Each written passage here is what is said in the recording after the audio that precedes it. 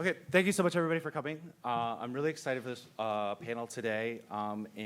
First off, I'd like to do a quick little round of introductions. What everybody was doing in 2021. So, State Senator, why don't you introduce yourself first and give us a little bit about your background in Virginia? Okay, I am State Senator Jennifer McClellan, representing the Richmond area. In 2021, I was running for governor in the Democratic primary.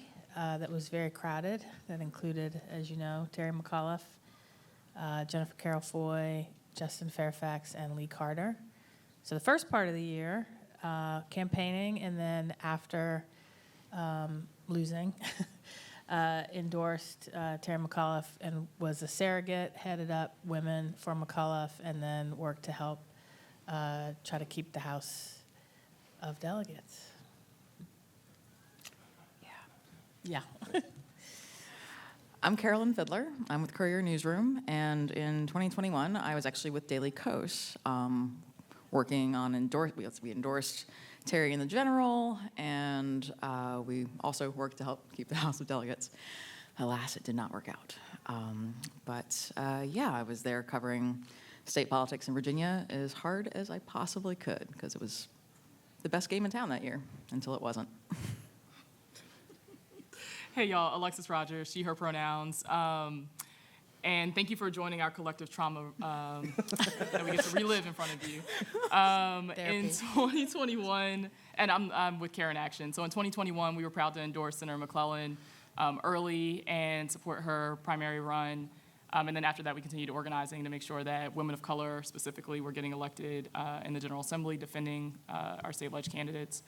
I also wear a lot of other hats within the Democratic Party and kind of the progressive infrastructure that Tram can maybe talk more about. But Tram, what has to do? Great. Hey, everyone. Thanks for joining us. Tram Wynn, I'm co-executive director of New Virginia Majority. Gosh, in 2021, where was I? What was I doing? So we also endorsed Jennifer McClellan in that Democratic primary, and then after the primary, endorsed Terry McAuliffe and about 24 House of Delegate candidates. So we primarily focused on the field aspects of the electoral program. I think by the end, when all was said and done in 2021, our team knocked on nearly 1 million doors. We did some digital work, so had a lot of boots on the ground. Excited to tell y'all about some of that. And again, as Alexis said, this is our collective therapy session, trauma session. Hello, my name is Jamal Bickley King. I am I wear so many hats in the progressive movement. I don't even know which one I'm wearing right now, to be honest. But in 2021, I was working with Collective PAC, and we were supporting black candidates all over the country. Virginia was an area of interest. I am a longtime Virginian, and I work with basically everybody on this table in one respect or another, particularly around civic engagement and engaging people around data and technology. It was not the best of years. There was... But not the worst of years. But not the worst. Maybe. It can always be worse. It's early. But it was basically a moment where, in a lot of stuff I was doing, I was talking to the funding layer and the funders, and watching how they engage in this versus previous years in Virginia was really disheartening. I think that a lot of the issues we had were rooted in this.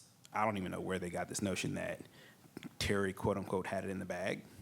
And that was something they decided early on, and they felt like you don't need to have that, and there were just way too many people, a critical mass of people who thought that Virginia is blue.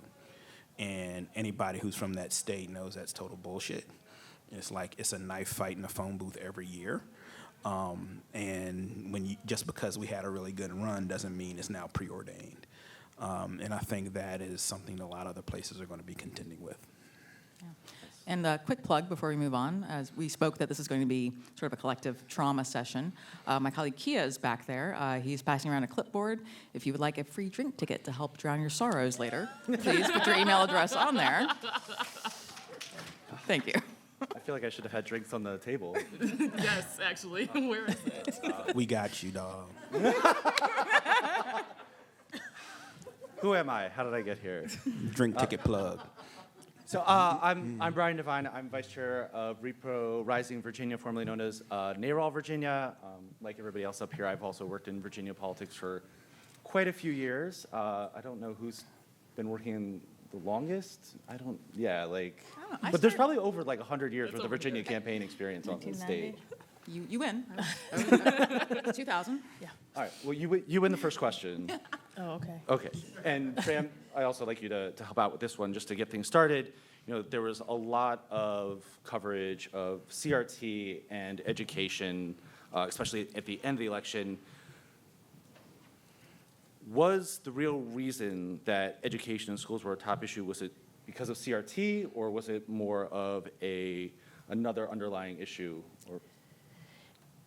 Yeah, please speak. Yeah, it was more of an underlying issue. And first, I should have said when I started, so I've been involved in Virginia politics since I was a young Democrat when I went to college in 1990, and I've volunteered on campaigns ever since and have been at every level of the party, from president of the YDs to local committees, a district chair, vice chair, and all of that. So I more have come at it from the volunteer side until I became a candidate, and even as a candidate, I continue to volunteer on campaigns. But I'm also a parent.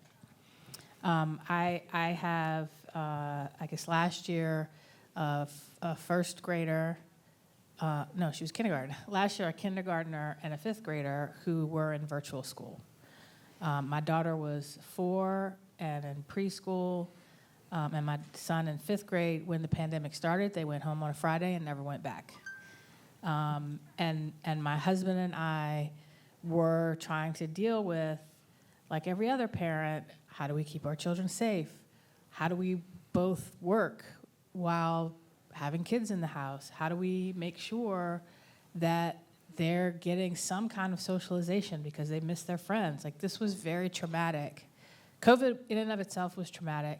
It was particularly traumatic for parents because you're dealing with your trauma and your kids' trauma.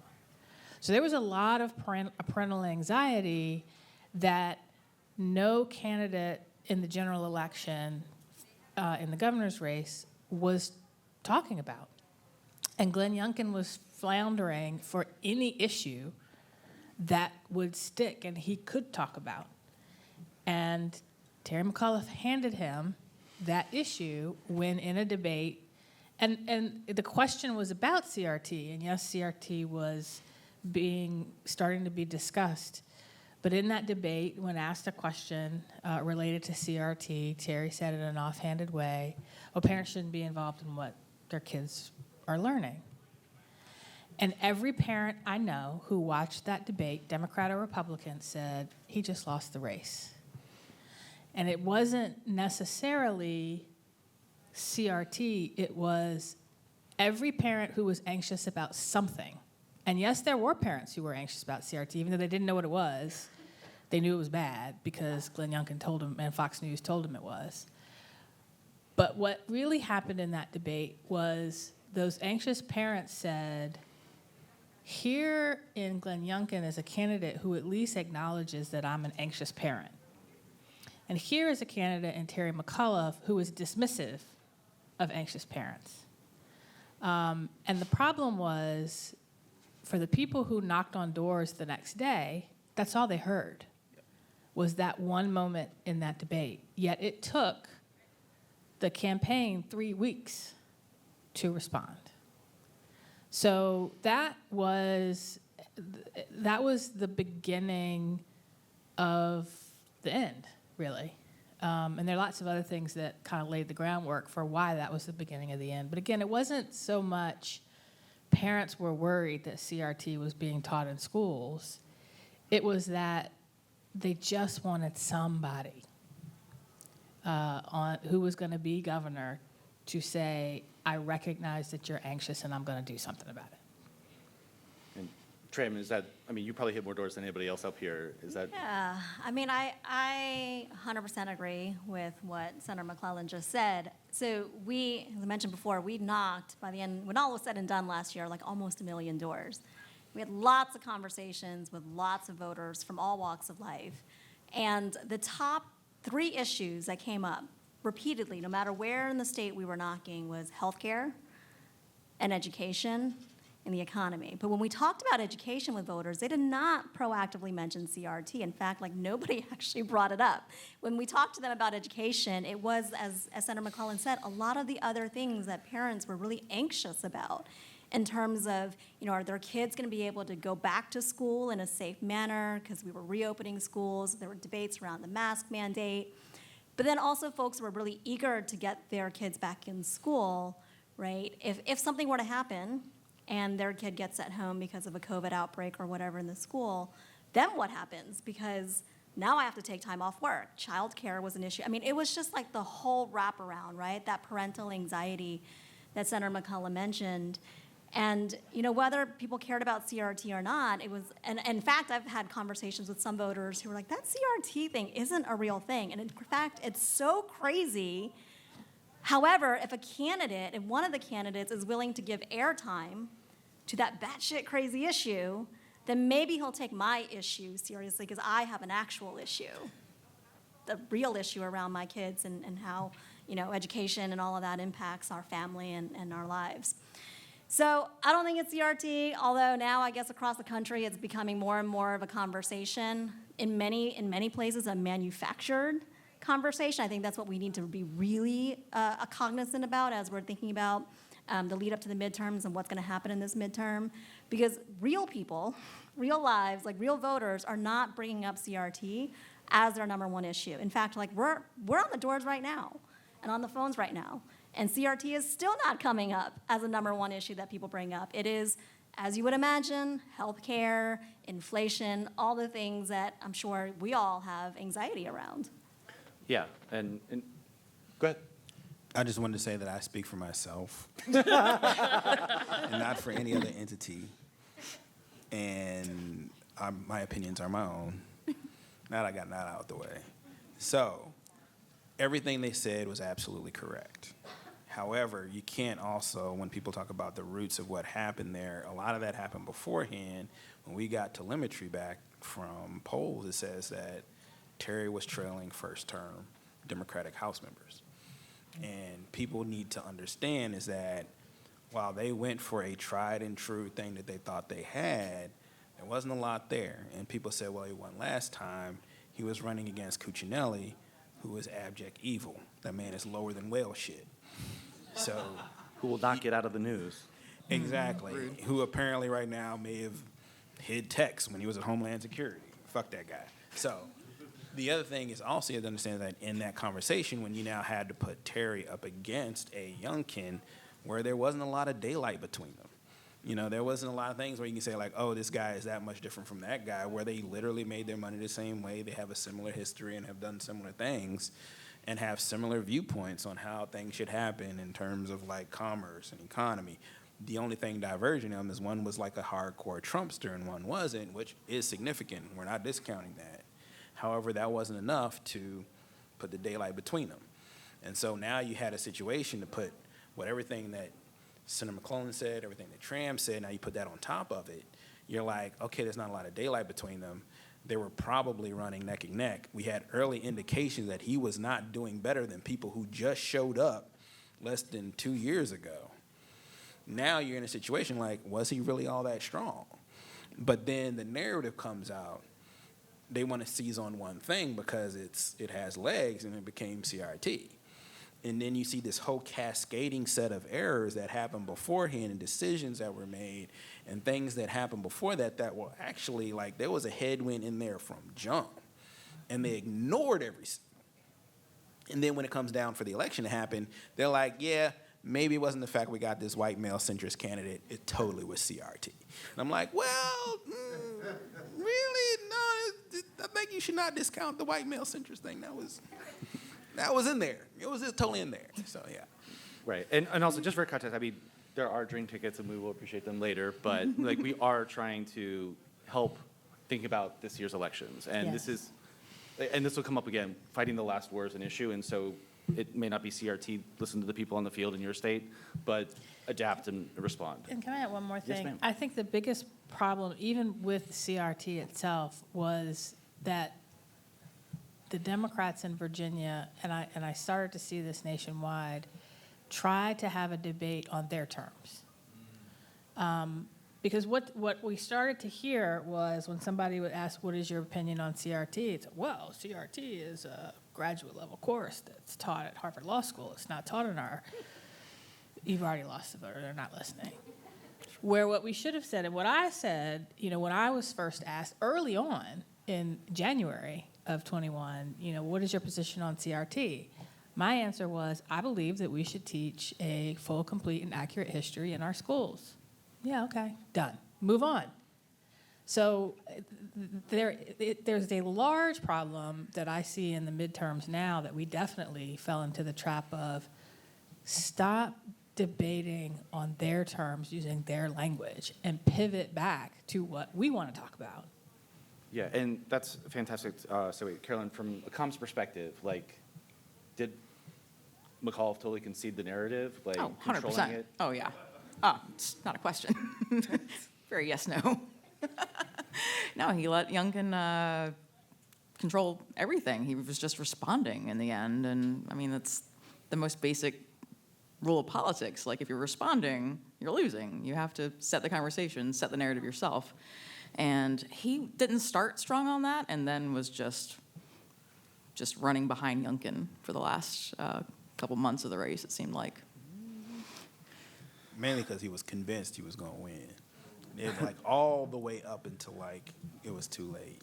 I don't know who was telling him what he's doing and who was advising him, but I'm not sure they got it accurately done. Well, Alexis, from a field type of standpoint, was the campaign overall strategy of focusing on Democratic strongholds, fighting the last war versus trying to run across the entire Commonwealth, was that a major factor? So I don't think we did enough in Democratic strongholds. I don't know how other people up here will feel that we're in the field, but I mean, there were areas in deep blue districts that were not getting knocked.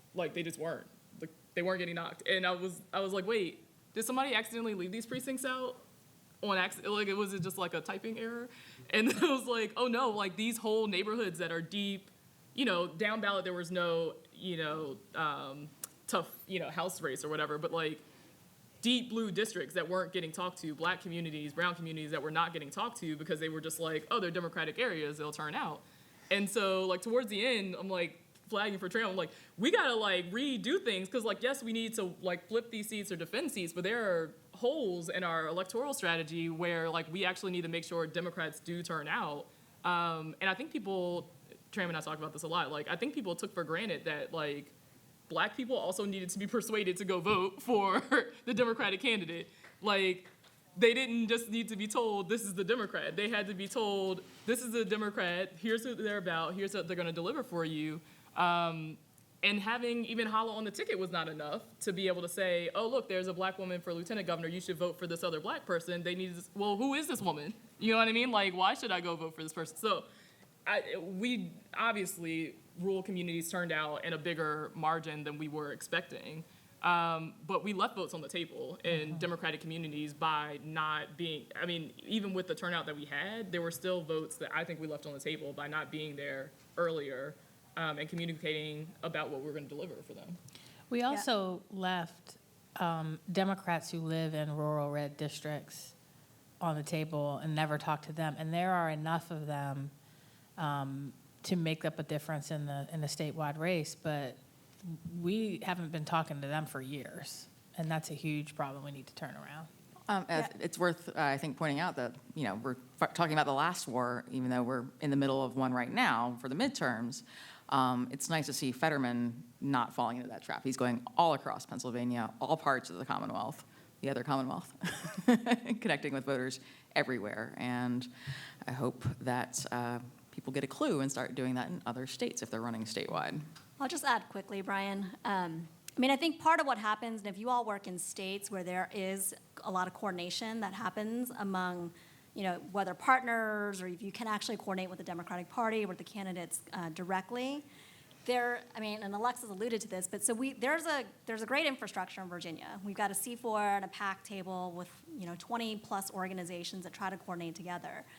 And in the 2021 election, everyone was focused on not only the gubernatorial, but the House of Delegates races, as Carolyn mentioned. And there were only maybe 10 to 15 super competitive House races. in order to keep that Democratic majority in the House. And all the partners for the first, part of the campaign were like, we want to be in those places because we want to be the ones that, keep that seat, right? And like get all that credit. And so when everybody is sort of trying to hone in on like top 10, 15 races, these districts are pretty small. You leave the entire rest of the Commonwealth untouched. And so as Alexis mentioned, as we were starting to look at this map and seeing that the campaign wasn't actually doing the work in these deep blue districts, which they typically do because then the partners are doing the work in the swing places. I mean, it got to a point where our organization started endorsing and running campaigns in these deep blue districts in non-competitive House races because we needed to have those conversations. We couldn't take any of these voters for granted. And so then it got to where we're like, well, why are you endorsing that person? That's new. And I'm like, well, because we have to. We gotta do work here.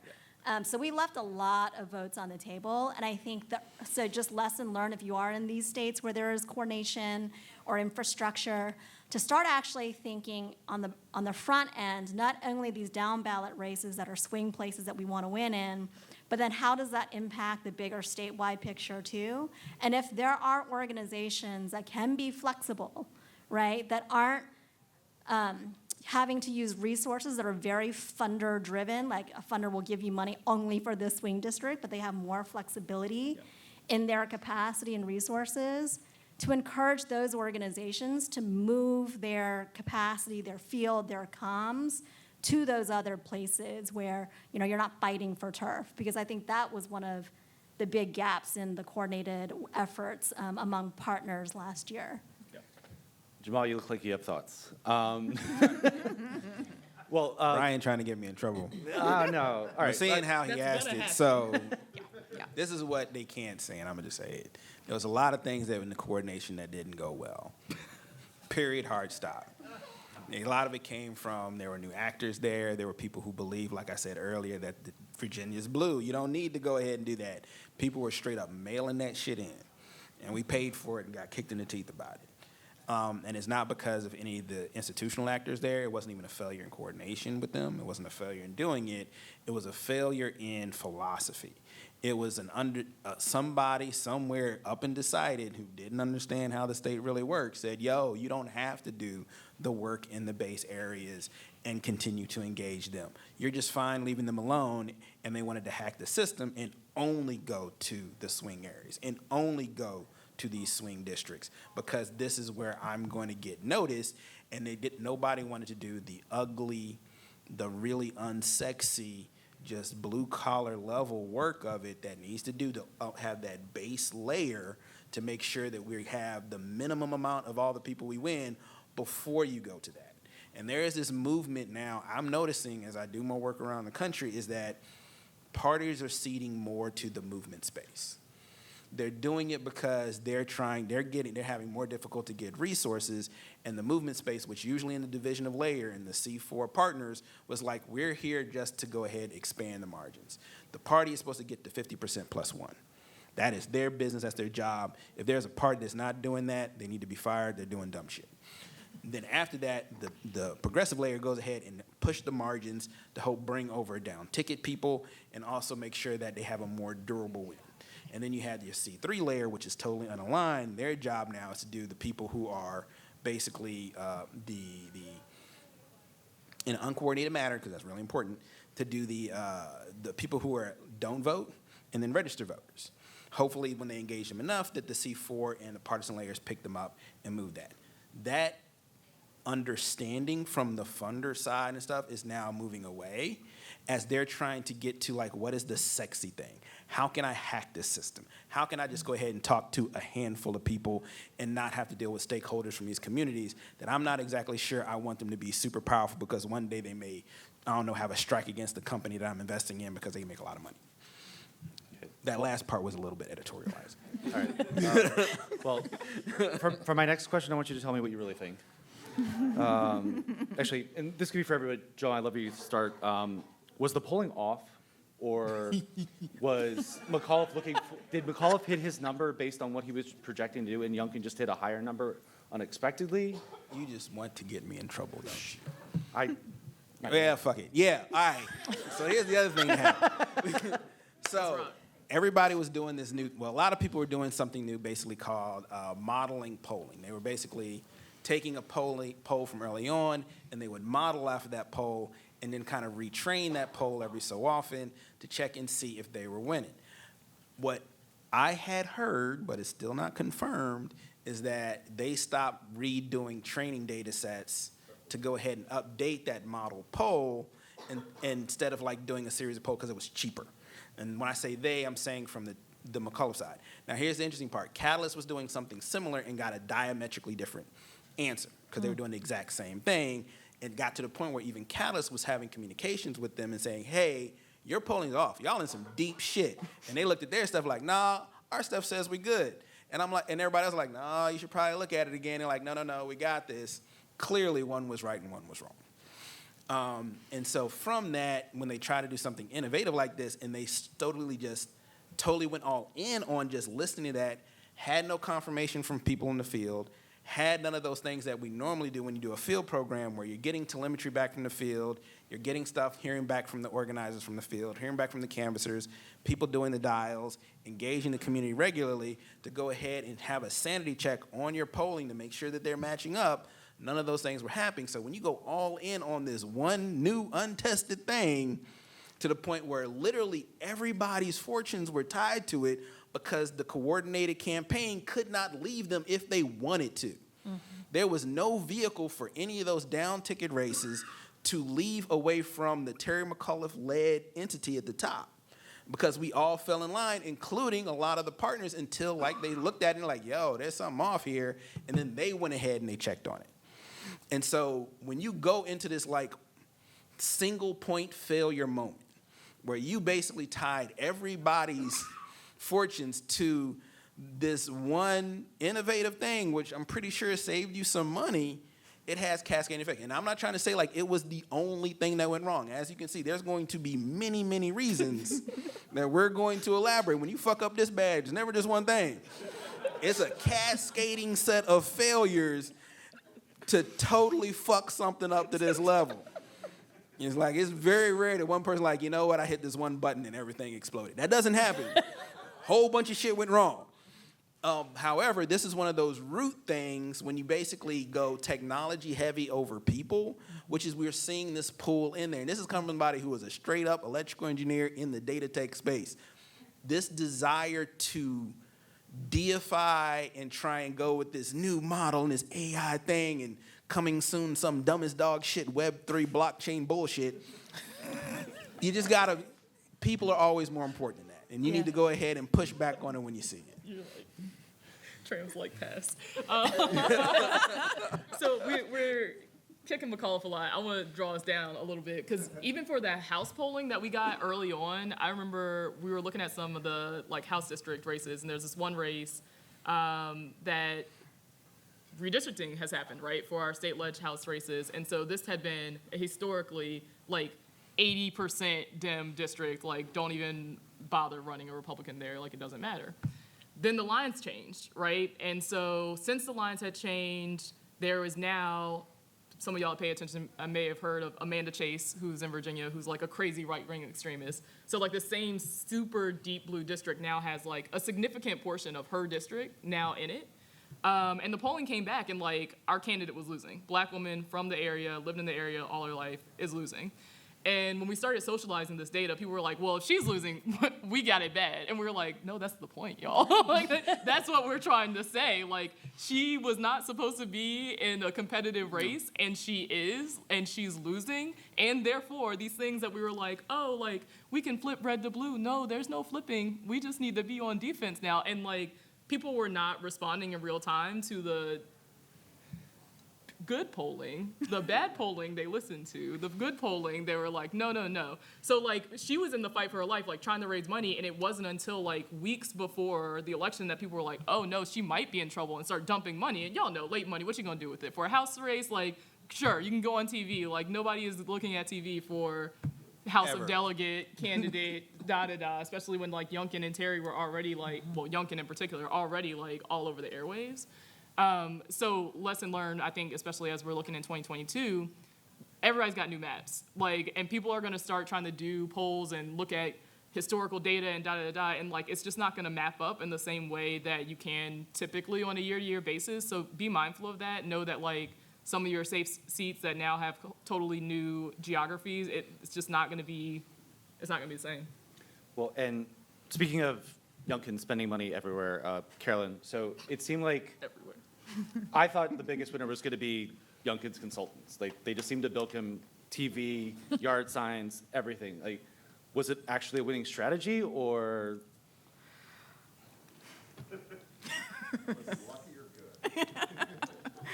Yeah, well, no, there's no arguing that his consultants did really, really well, and if he'd lost, it would have been a massive fleece, but he didn't lose. So, that said, TV, especially late TV, as y'all have said, but TV spending is still such a focus of campaigns, and it's important, but digital needs to be more of a priority in all Democrats' campaigns, and Republicans have caught on in a way that Democrats have not. But yeah, win or lose, young consultants were going to make bank, but then they won, and now they get to trade on that too. On the flip side, one of the big themes this week has been disinformation, and I know there's a bunch of other panels on it, but in Virginia specifically, I mean, I heard that there was a lot in non-English speaking channels, a lot of disinformation. Tram, could you verify? Yeah, so it was interesting, and we were caught in many ways flat-footed, right, and with an inability to respond. But so there has been a lot of talk about disinformation, and we've got a disinformation table, and we were doing everything we could, and we still are, to combat that. But a lot of that is in English, and a lot of that is it tries to be a catch-all, right, mainstreamy. But what we were finding, and a little too late, right, was that in some of like Facebook's Spanish language, like social group pages, what they did was they provided in language a lot of Spanish disinformation. So in Loudoun County, during the cycle, there was an issue at, there were lots of issues in Loudoun County, but there was one particular school board meeting where a father was tackled to the ground and arrested when he was trying to, speak on behalf of his daughter who was attacked in the school bathroom. It was all of this stuff, right? And there was, the Washington Post had an article about it, and there was this photo of him like on the ground being arrested. And it was a matter-of-fact article, but in the Spanish page, just as an example, they took that same photo and they sort of had the look that it was just like a straight-up translation of that Washington Post article, except it totally wasn't.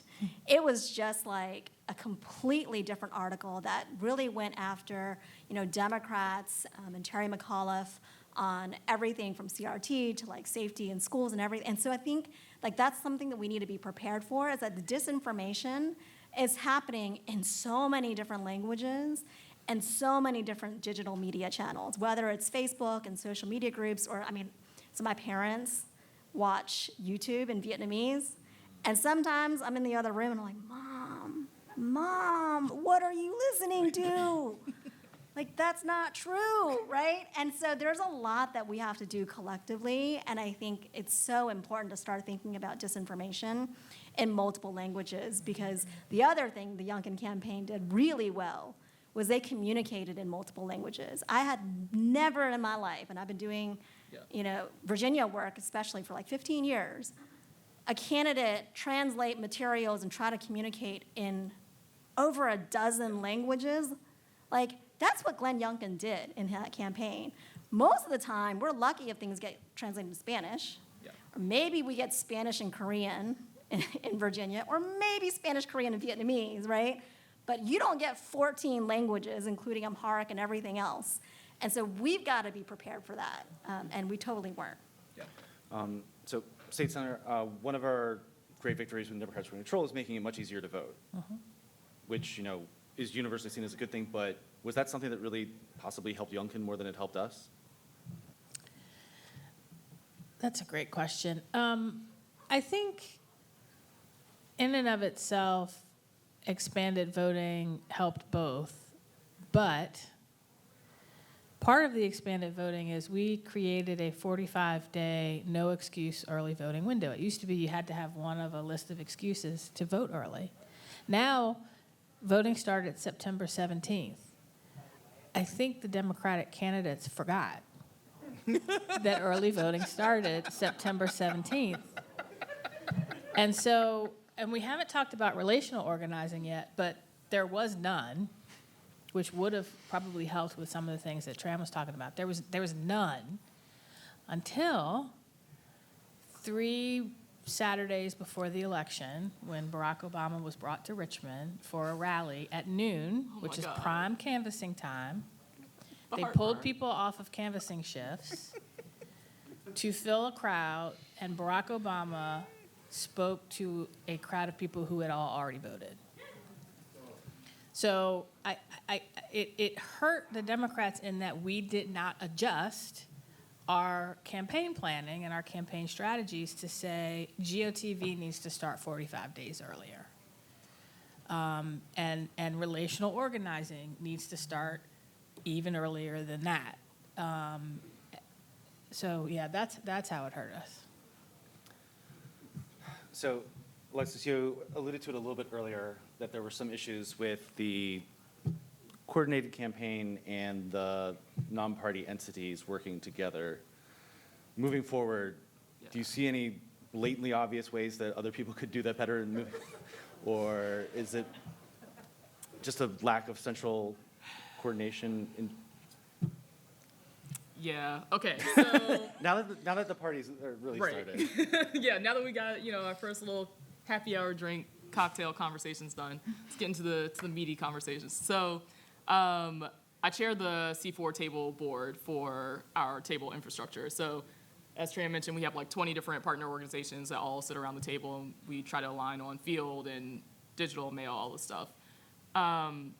We have had in the last, I would say 5 years or so, maybe a little bit less, a really good working relationship internally as far as like figuring out our stuff.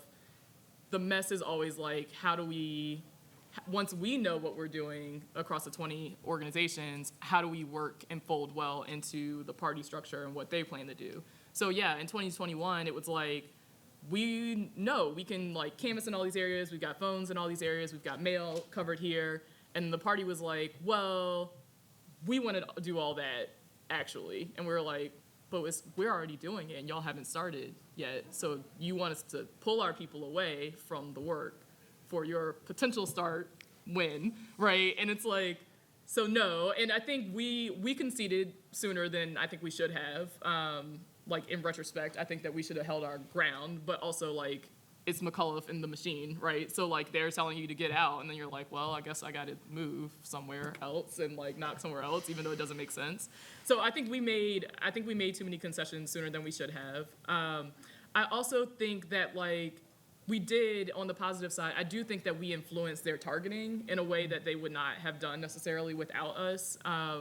They were looking at, more of the establishment Democrats that usually vote, and we were really pushing them to say, like, no, there are other, especially voters of color, that we need you to include in this universe if you want us to say we're going to knock your universe and ours. So we kind of muscled back in that way. And yeah, I know obviously not in all states can you coordinate in this way because Virginia is the wild, wild west. But for those of you that can, like, use your muscle as like as progressive infrastructure, and like y'all are the ones that are going to be going back to these communities regardless of who wins and loses, and you should be able to use that clout and that standing to push back on the cycle campaigns that are going to come in and come out and like not give a fuck what happens in your community afterwards.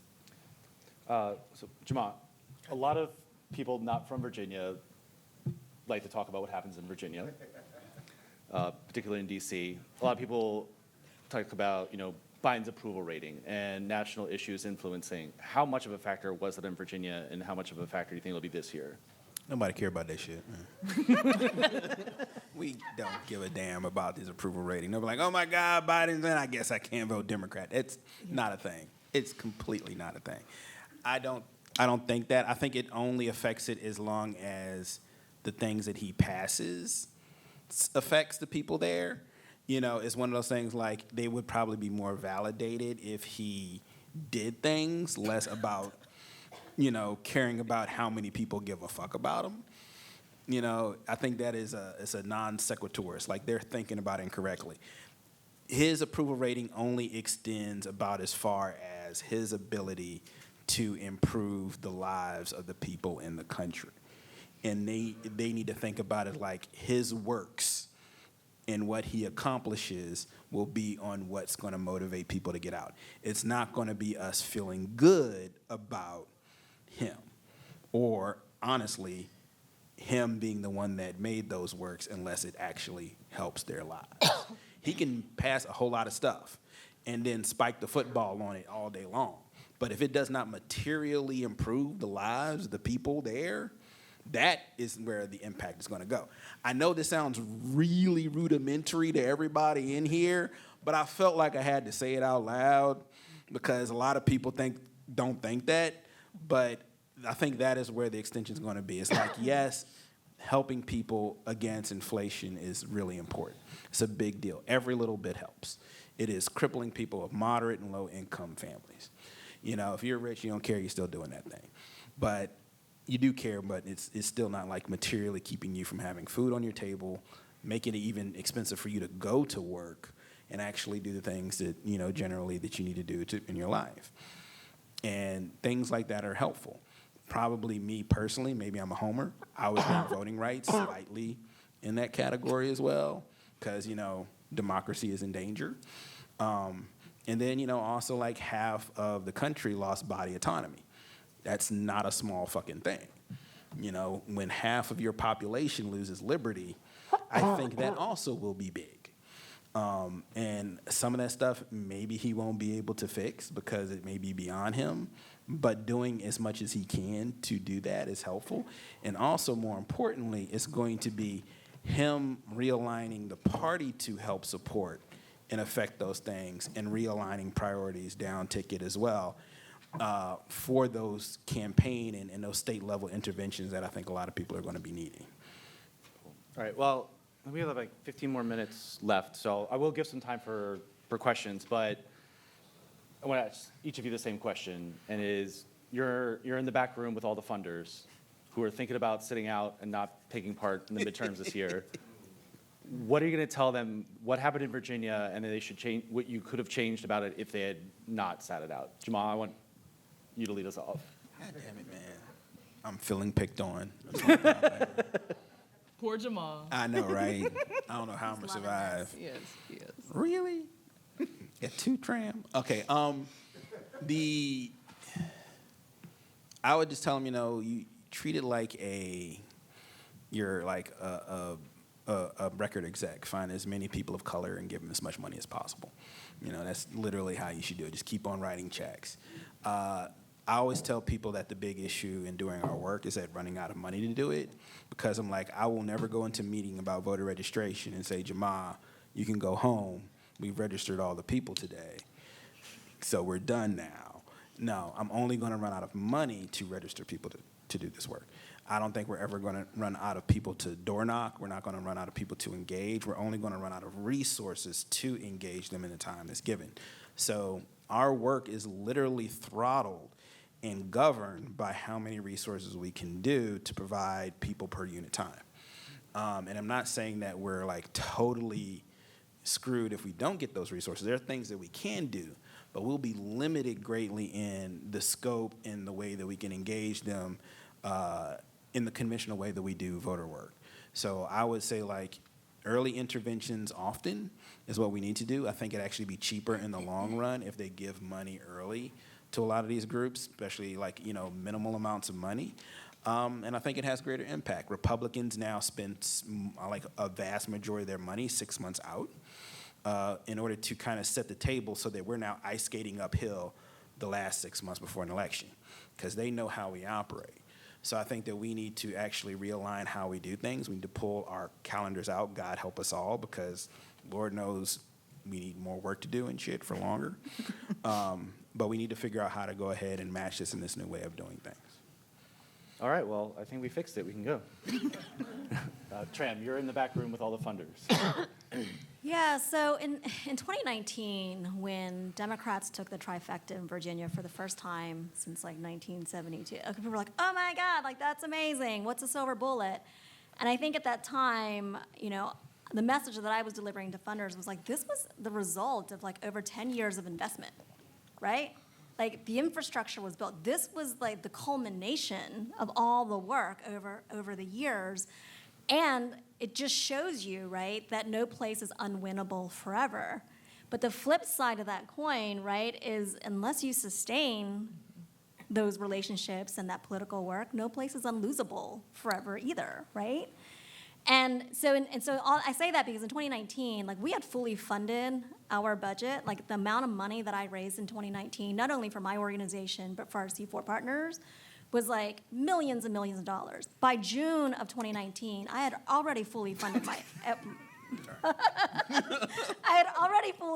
our program. We didn't have gaps, which meant that we weren't dealing with like a ramp up to our field program and having to hire people in September or October. Last year, in 2021, I was still raising money to fill my core budget into October, which also meant that partners were dealing with funding gaps too, because I know I wasn't able to raise money for them. And so I would say to funders, like, you cannot make the mistake, especially in places where you've invested for so long. Like, why not continue to invest and invest early? Otherwise, what was it all for? Right? So give early as much as you can early. This stuff takes time. It doesn't happen overnight, especially if you're funding, you know, organizations that are running field program. It takes a while to ramp up. If you're doing communications and digital, like there's work that goes into it. It's not like you flip a switch and suddenly all the ads are out there, all the social media's out there, all the people are on the ground. We can't continue to deal with these up and down cycles and with issues with money. Yeah. Underscore early, but I would add, you know, we knew there was a gap with youth organizing in Virginia, and we kept telling people there's a gap in youth organizing. We have nobody that's lead thing is organizing the youth. Like, somebody needs to do it and somebody needs to fund it. And we had various partners that it would make sense to like absorb it. So like Planned Parenthood, they have Generation Action chapters on college campuses where, you know, it was gonna matter for voter turnout. Couldn't get them money soon enough. Like New Virginia Majority has like, you know, youth organizing efforts. And it was like, what, October by the time we were able to get money for this. 6 weeks before the election, Yeah. I like literally guerrilla hired like former Next Gen organizers in Virginia, was like, come on, we need you. And like they literally ran a program in 6 weeks. It was a miracle, Right. but it was definitely not enough. Yeah, so like when partner orgs are going to funders and saying like, no, this is the actual gap, like for real, like these are the people at the table, here's this constituency group that's not being organized that, you know, in 2021 for college campuses, like people aren't really there, you know, like we don't know where we're finding students anymore. And like people are like, oh, let's just throw some money at TikTok and Instagram and like the youth will go vote. Like that's not how it works. I'm not a youth anymore, but I don't think that's how it works. And so like, you know, to the smoky back rooms where these decisions are made, listen to the people on the ground, give them the money to do the things. What's a ute? Exactly. Yeah. Sorry, I had to.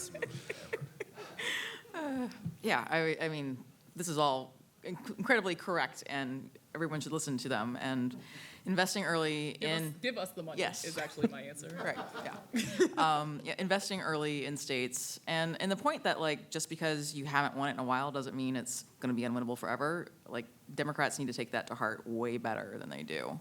You know, I got my start in Virginia in 2000, and Virginia looked pretty unwinnable then, notwithstanding a few statewides like Mark Warner and Tim Kaine. But it was like a heavy house on little tiny stilts. There was no underpinnings. And over time, investment came to Virginia. Groups like theirs got off the ground and got funded. And then years later, after years of work, it finally paid off. And people think there was some like magic bullet. It was like, oh, you know, it was because of Trump or it was because of this. And it wasn't any one thing that led to Democrat success in Virginia. in 2019, and failure in Virginia in 2021. It was a whole bunch of things. So being able to take the long view is something that Democrats and funders need to prioritize way more than they do. And also less money on TV ads and more money on digital outreach. But I already said that. So first of all, I apologize. I got so excited by something Jabbar said, I choked myself. So forgive me for running out of the room like that.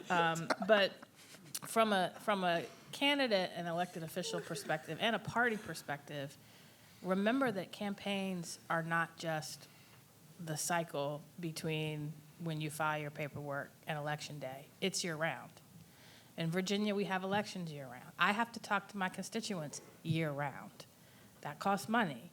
And I think one of the things we haven't talked about is the drop-off between federal elections in Virginia and in state elections the following year. But if we're doing this relational organizing year-round and not just showing up, 3, 6, 9 weeks before Election Day, because let's face it, a lot of our constituency groups are getting really tired of us showing up 3, 6, 9 months before the election and not being in those communities year-round. And if you're in the community year-round, then when you have a year like 2020 or 2021 where things change dramatically because of COVID, because of whatever, if you're in the community, you see that before you necessarily have to knock on the door. So, and I will put in a plug. Yes, I represent the most Democratic district in the state, but I also end up in these statewide elections. Who do you think funds the field office in that area to help with the turnout in those districts? And so I think a lot of time what funders think is they look at a candidate and say, oh, you're in a very safe seat. And sometimes they're wrong, like in the La Charisse Air situation.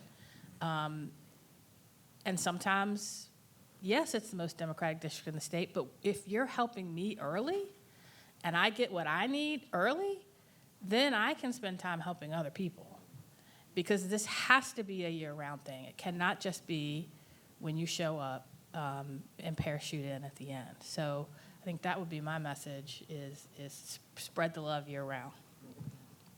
Well, I have more questions, but I know we only have a couple minutes left. So does anybody have any questions they'd like to ask me or anybody else on the panel? Yes, ma'am. God damn it.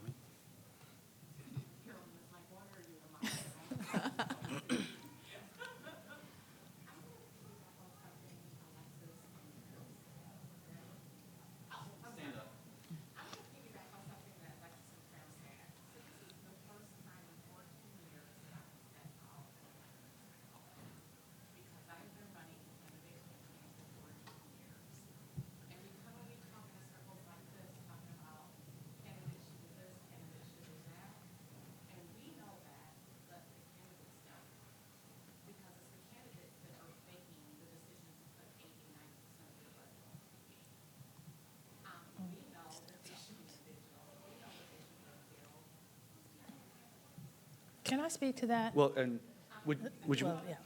And I'm gonna give it to but it's just kind of like, I know the coordination between the parties and who is selected as the campaign managers and who is selected as the media consultants. These decisions are being made at that level. They're not being made at our level. And until that cycle gets broken, nothing is gonna change. You want to repeat restate? Yeah, for the people that are streaming, the question is, and what's your name? I'm sorry. Oh, hi, I'm Cece Grant. So Cece's been working for 14 years with candidates and knows where the money should be spent. And sorry for paraphrasing, but how do we convince the candidates where the money is being spent? How do we influence the decision makers? Because we know where it should be done, but it doesn't seem to be translated. Is that fair? So it's not the candidates that make the decisions in most cases. It's either the campaign manager or the consultants. And here, one of my biggest pet peeves with candidate training is you train them the basics of how to campaign. You don't teach them how to build a campaign organization. The candidate is basically the president of the board, but you've got the board and the CEO and the campaign manager. you need to teach the candidates, this is what you should be looking for in a campaign manager. This is what you should be looking for in your consultants. These are the type of consultants. How about give us an org chart? Because for too many candidates, and especially candidates of color, who don't regularly know people who have run for office, we've got to figure all this stuff out on our own. And the mentorship after the training that continues through the campaign to gut check, okay, this is what my consultant is telling me. This is what my campaign manager is telling me. My gut tells me that's not really right, but they're professionals and I'm not. So who am I going to gut check with? And that is sorely lacking in the progressive movement, is who is going to give not just the, here's how you do fundraising, here's how you do call time, and here's how you speak and dress, and like the comms training and everything. Here is how you build an organization, and here is a mechanism and a mentoring program where you can gut check that stuff. That's what we need. Well, real quick, and is there any non-candidates that would like to answer the question? Just can't improve on that. The frustration I have felt over the years is that I don't think enough attention is paid during the primary. We won't get a candidate until we go through the primary. No, this I can speak In to. Virginia, we had a fantastic group running during the primaries, Jennifer, and I thought every one of them would have made a great candidate. And I think for progressives, people feel comfortable by voting for people like McAuliffe, who've been in before. As far as I was concerned, he was the most boring, unimpressive, old white man candidate. And I actually made commercials for him 4 years ago, but we had Ken Cuccinelli to say way too extreme. I thought the current governor was way too extreme as well, but he just kind of sat back. But is there something that organization, I know you're not supposed to take part in primaries sometimes, at least the parties, but what can we do to encourage progressive Democrats? The progressive Democrats in Northern Virginia got Obama elected first time, as far as I'm concerned. Alexis is ready for Oh, this. she's I'm ready. Do you want to restate the question? You can restate it. Okay. Go ahead. Yeah. So the question is, how do we get more groups to get involved in the primary? Because, that's kind of the impetus for this. I believe strongly in being involved in primaries. And Care in Action, this is our entire theory of change, right? So we're really focused on electing women of color. We believe that the pathway to, the future that we all deserve with dignity and rights and respect starts with women of color in every place where decisions are made. So we can only do that if we have women of color being nominees. And, New Virginia Majority, formerly NARAL, now Repro Rising, Care in Action, we all got in for McClellan. There were several national groups that got in for Carol Foy, and then there were a decent number of groups that were in for McAuliffe, but not organizing groups, just kind of name PAC money groups, I would say. I think that, but far too many of the Virginia organizing progressive infrastructure set out. They were like, this is messy, former governor, current electeds, no thanks, messy, I'm out, right? We have too much to lose by getting involved. For us, it was, my calculus was the entire difference. I have too much to lose by sitting out. This is our champion who has been working hard to pass our legislation. This is someone who has gone to the mat for our communities. And there are other good candidates, but if we are gonna go back to whether it's, for the legislators that were there, so Lee Carter, Carol Foy, McClellan, if any of your group is gonna go back to them and ask them to continue to fight for your community and your legislation, if I were that candidate, I'd be a couple months ago, you were real awful quiet. So where were you, right? So I think after the primary, people started to realize, oh, wait, we kind of fucked up by sitting out and hoping the best, most qualified, accomplished person would win. Sounds familiar for Democrats, right? But we have to have these conversations out loud because in 2022 and 2023, when this starts happening in y'all states, you're gonna have the same conversations in your networks of this one's great, hope they win, right? And it's no, you have to push your networks to actually get in. So I know we're at time. We don't have to leave the room. I know that there's no other panel after them, so if they cut the mics, I'm happy to stick around. We can ask some more questions, but I'd really love it if everybody could give our awesome panel a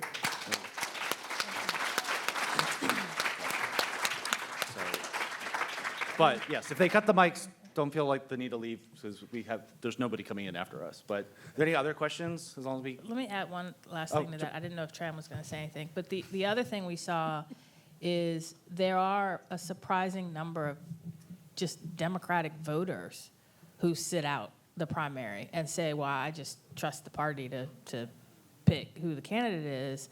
And I think my primary was the first one where New Virginia Majority and Karen Action knocked doors in the primary, and very few people even knew there was a primary. So I think we also need to get more of our voters to flex that muscle of voting in primaries, and that's only going to happen if you're working those communities. Your hands over there. This isn't necessarily a question, it's more of a critique.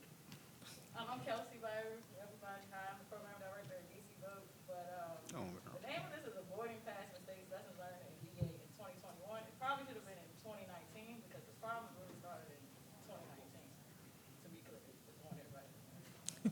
ain't wrong. I mean, no, that's a super fair point. Right, and everyone thought it was done. Everyone thought it was done. Virginia's a blue state, that's all she wrote. But no, everyone, as Jamal said earlier, anyone in Virginia who's been paying attention to Virginia for any length of time knows that Virginia was never a blue state. It never became blue. It got a little more purple, but it was always going to be a fight. It will be a fight in perpetuity. yep. Hi, my name's Eve. I'm a 22-year-old youth organizer. I'm assuming you guys agree with me that, I know you mentioned the lack of investment in youth vote was a big problem. I do a lot of work. Well, I went to school at DC, so a lot of folks out to DC would obviously go. I was a campus there, but I also do a lot of work just in general getting folks from blue areas to outsource their volunteer efforts into red and purple areas. And so we usually look to plug into existing efforts, and we found that there weren't really high-stakes or phone-making efforts that were happening there. So we then purchased data and tried to do it ourselves, which was successful, but I think it's kind of ridiculous that there weren't many other efforts like that were going on, especially since it cost I think only $9,000 to get 2,100 pledges to vote. So a very good conversion rate. So I guess my question isn't to ask you if the youth vote was a problem, but maybe just to speak more for others who are here to understand that, because I think so often the youth vote is overlooked and the need to uplift young people. So I was just wondering if any of you want to speak more to that, because it sounds like we're already on the same page, but it might be useful for others to hear. Yeah, I think Alexis already mentioned it, and we've talked about it, but the youth vote, there was a problem, right? And we had a candidate at the top of the ticket that could not connect with youth voters, right? And that was a problem too, and so there's that lack of connection. You couldn't speak to the youth voters, and then there was no infrastructure to actually engage in youth voter engagement and turnout. And so, a lot of the folks that we spoke to were like, well, Terry's like, well, why? I'm not excited, right? Afterwards, right, when we lost, and even this year, people are like, oh shit, right? They see it now. Legalizing marijuana, for example, was one of the top issues that a lot of folks really cared about, including young voters really cared about. That, because we lost in 2021, that was one of the first things on the chopping block. This year, right? And so there are lots of lessons learned, but we cannot take for granted not only the youth vote, but for any group that we need to turn out to vote. And I think that's what happened. Demographics isn't destiny, right? People of color and young voters and women are not destiny. We cannot just expect these groups to vote for Democrats all the time. We need to actually tell them why. It's make the case, because frankly, I've had a lot of conversations in the last couple of months with a lot of folks in those groups saying, if one more person tells me to fucking vote, I'm going to throw things, right? Especially after the Supreme Court decision overturning Roe and all this.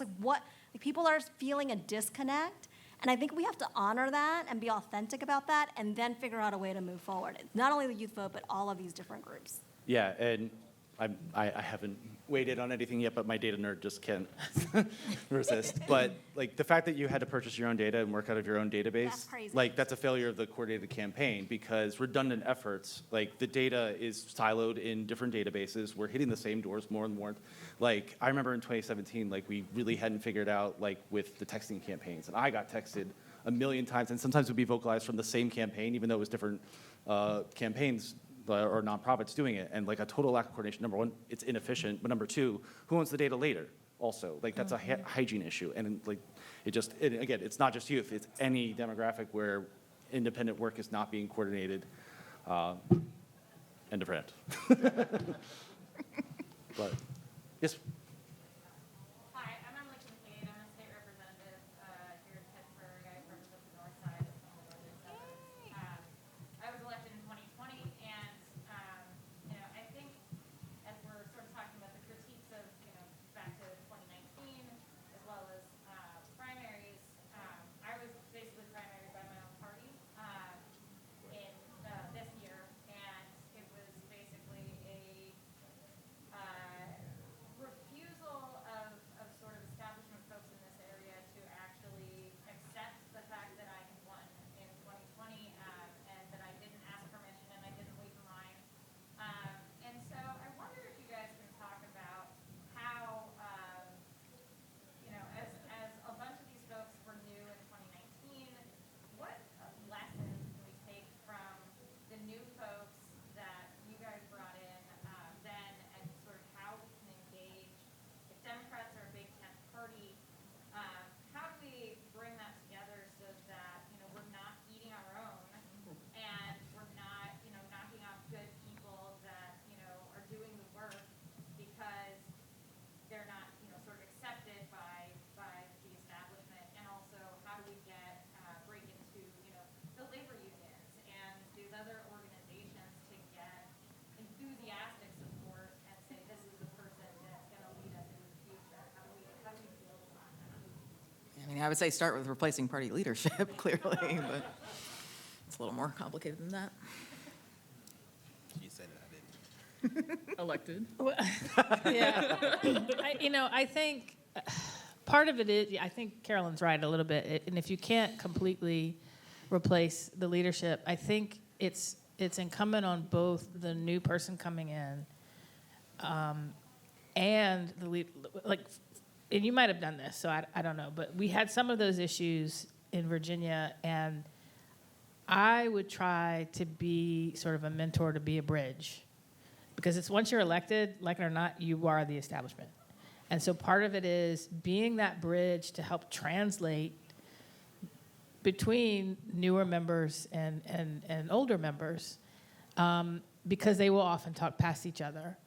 Part of it is on you to build your base and the people that voted for you and keep them talking and have them have your back, to just say, look, I'm here. These people want me here. And they are with me. Now, that may be a little bit easier said than done in the first couple of years. I'll give you my number, and we can kind of talk offline a little bit. But that really is an issue that we saw, and this is not new, the tension between, I got elected in 2005. I'm Gen X. When the first wave of millennials came in 17 and 19, when they first showed up, it was like, well, y'all have been here and you haven't done anything. Like, nothing ever happened until we showed up. I'm not saying you did this. But we had a lot of people who their attitude came across as, well, now that we're here, things can really get done because y'all have just not done anything. And it took them a minute to realize, no, you're building on work that we did. But the work that we did brought you here, and now we got to work together. So it does take, politics is about people and relationship building, and taking the time to get to know the people who didn't support you, and just say, like, I want to work with you, even though you don't want to work with me, and just kill them with kindness. But we can talk offline a little bit more on your specifics.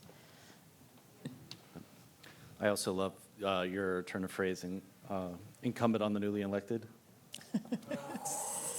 You're the incumbent now. I mean, yeah, you're the establishment now. But yeah, and also, nobody's entitled to any seat. Primary is a good thing. Like, it should always be, we're always forever going to need new blood in politics every year. And just establishment is always seen as a dirty word, but it's just, thrown about. But anyway, other questions? Hi. Atima, and from Virginia myself, I'm involved in Democratic politics in the state as well, so great to see everybody. I actually, and I can't make this on the topic, but would love to hear your thoughts on, obviously, we know there are a lot of movement organizations, like trans organizations, Care in Action, and others, that are doing a lot of year-round organizing work. I've always been a big evangelist about the role that the party can still supplement. I would love to hear your thoughts on what more you think can happen in, like, particularly the Democratic Party in Virginia going into 23 when we don't have a statewide apparatus, a governor, a lieutenant governor, an AG to lead up and coordinate it, especially since Senator McClellan, since you were on steering as well as the Democratic Party. I guess we don't have to worry about repeating the Oh, Oh, okay. repeat for the room. So the question is, paraphrasing a little bit, is when you don't have the three, Democratic candidates at the top, how can you use the party to sort of rebuild that infrastructure? And that goes back to what I said before about never letting that infrastructure fall apart to begin with. I think, because we've been here before, right? Not that long ago, in 2009 when we lost the top three. And part of it, the party infrastructure should be, you've got your local committee year-round doing sort of the organizing and touching the voters.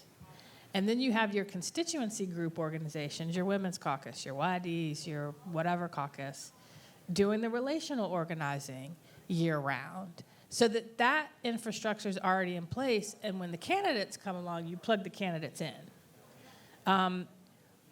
The Virginia Democratic Party, oh, by the way, after we lost in 1993, did a strategic planning process where we said, that's what we're going to do. And that sat on a shelf. And then we pulled it off the shelf after we lost in 1997, and said, oh yeah, let's update this.